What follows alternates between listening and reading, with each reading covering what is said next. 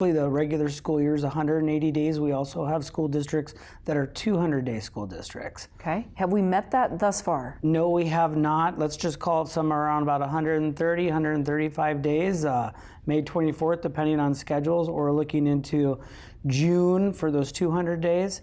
HB 21 or 2910, the governor's authority on school closures, would allow us to not add days if this closure goes to any further extensions. Can this jeopardize funding? At this point, no. And the reason only is of the actions of the legislature and the governor that said in the bill that the funding won't be jeopardized. Let's talk about digital learning. It sounds great, but it's not as easy as it sounds. So what does it look like in the household? Yeah, so digital learning is interesting. I mean, if you just look at the percentage of people that can learn by the internet and by computer only, that's a difficult process already. Number two is, what if you don't have the resources to have Wi-Fi? What if you don't have the resources to have a computer?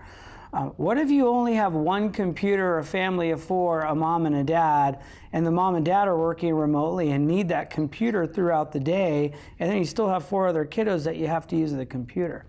So in Pima County and across the state, we're doing kind of an inventory phase of where the families are at, where the district's at, what are the needs that they need. And then we have some good companies on the side, Tucson Electric Power, we have all the libraries, willing and able to say, hey, what do you need? But this week we just kind of have to figure out what exactly is that ask going to be, and then how do we go ahead and shift that momentum and energy to fulfill those needs. Arizona ranks 14th in the nation for child poverty, so the reality of families not having computers or the high-speed internet is very real.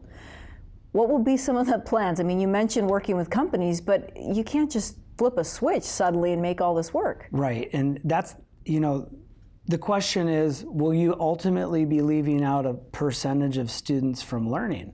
One, we can send packets home and we can deliver packets and do mail-by packets, but if one group of students can work by using technology and another group can't, it makes it a really unfair, inequitable situation. I mean, admittedly, there will be kids who are going to be left out. Yeah, and that's where schools right now, their first thing that they're looking at in the state is shelter, food, and water. And then also, are we making sure that all the meals are getting delivered on a regular basis, which is at least their breakfast and their lunch? And so far, we're doing a phenomenal job in that area. Parents, it sounds like, are really going to have to step it up.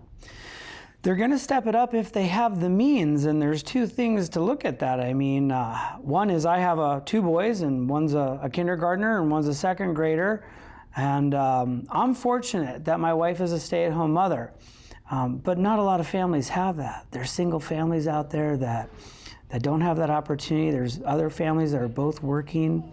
And then one thing is my 6-year-old's on the spectrum, so he's got autism.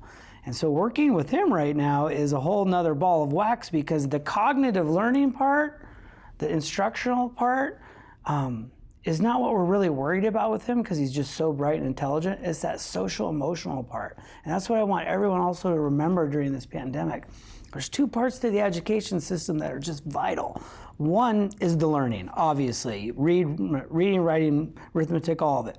But two is that social emotional part that kids learn when they have fun times, indifferences, conflicts, working with adults, working with kids, and sorting out through life experiences that make us good, civil people. And that part we have no answer for, because they're all at home right now. You are known for being positive. Yeah. So how do we recover from something as significant as this? We have a great organization, Ben's Bells, the Be Kind model. I wore the Be Kind tie today. And I know that the pressures and the anxiety levels are high. And believe me, I understand this as just a parent. But at the end of the day, we have to sit back and say, you can still go get a book, you can read with your family, you can spend some time with your family, you can be upbeat and positive, because we are going to do this and we're going to do it together. Right. And at least we have running water and electricity. There you go. We've got the basic means of running water and electricity. Okay, Superintendent Williams, thank you. Thank you very much. In an effort to help students and families, Arizona Public Media is offering curriculum on air and online. Visit education.azpm.org/distance learning for more information.